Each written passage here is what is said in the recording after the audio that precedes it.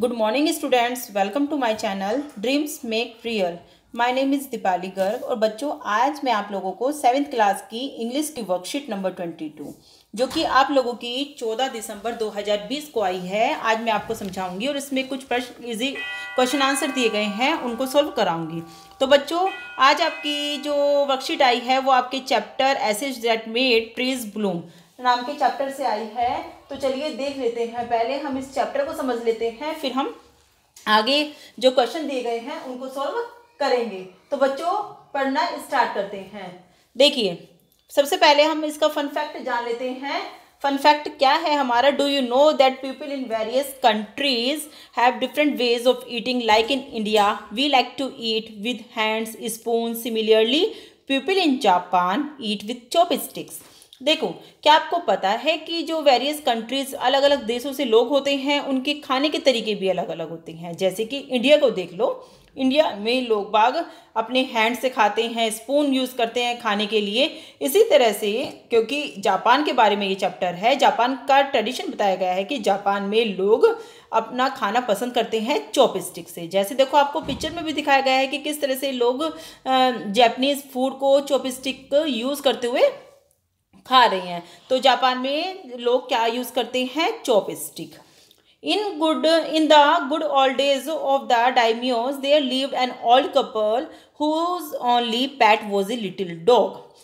पुराने दिनों में डायमियोज होता है बच्चों, जो जापान के रिच पीपल होते हैं उनके लिए, कि वहाँ पर एक ओल्ड कपल रहता था, मतलब पति पत्नी रहते थे, बूढ़े हो चुके थे और उनको उन्होंने केवल एक ही छोटा सा कुत्ता पाला हुआ था। हैविंग नो चिल्ड्रन, कोई बच्चा नहीं था, उनकी कोई संतान नहीं थी। They loved it as though it were a baby, वे इसको कुत्ते को इस तरह से प्यार करते थे जैसे कि वो उनका छोटा बच्चा हो।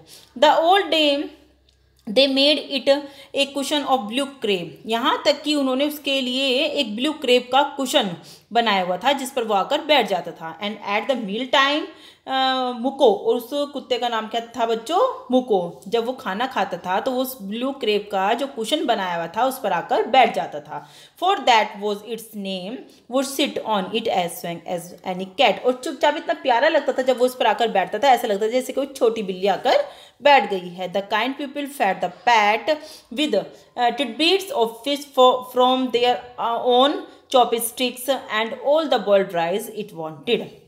जो वे दयालु लोग थे वो अपने कुत्तों को इस तरह से खिलाते थे जैसे कि जो उसकी हैबिट होती थी खाने की, जो उसको अच्छा लगता था, चाहे वो बॉइल्ड राइस हो या फिर वो फिश हो, वो सभी उनको अपनी चॉपस्टिक से बच्चे की तरह बिल्कुल खिलाया करते थे। Thus treated the dumb creature loves its protectors like a being with a soul. तो इस तरह से वो डम क्रिएचर भी जो था, यानी कि पैट डॉग जो था, वो अपने प्रोटेक्टर्स को बहुत प्यार करता था।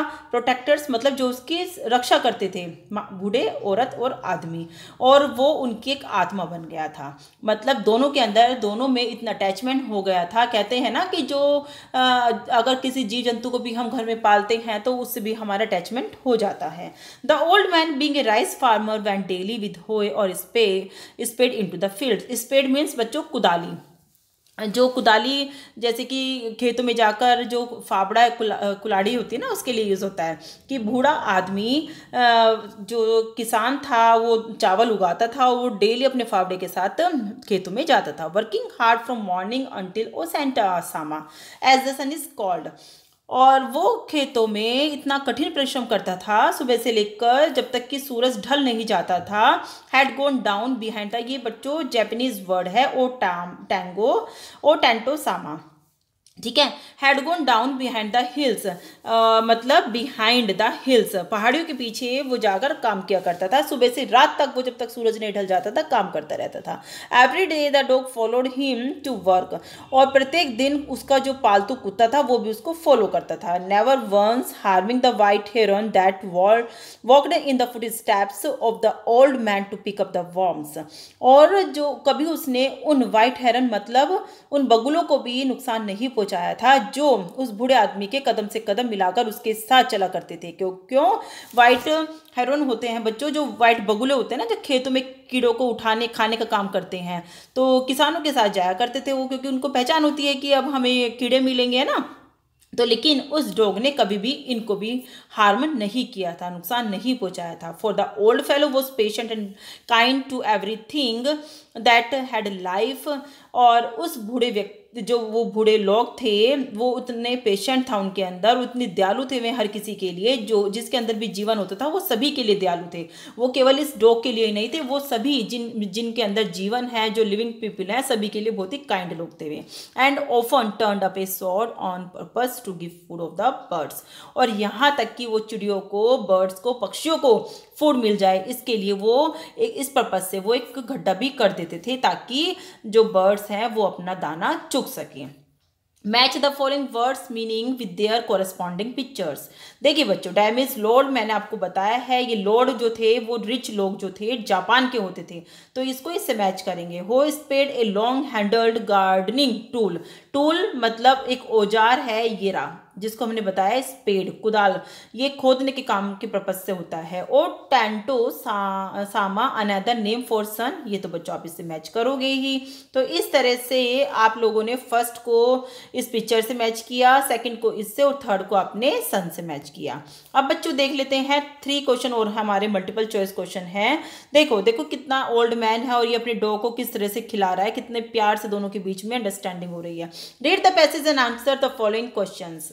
Home did the old couple love, किसको प्यार करते थे, कैट को, डॉग को, शिप को या चिल्ड्रन को। बच्चों हमने पढ़ा ही है इस ऊपर पैसेज में, डॉग को प्यार करते थे वे, है ना, तो बी ऑप्शन इसका सही है। They made it a cushion of blue crepe, अभी पढ़ा है ना, क्योंकि ब्लू क्रेप का उन्होंने कुशन बनाकर रखा हुआ था। What was the name of the pet, Muko, उसका नाम क्या था, मुको नाम था उसका।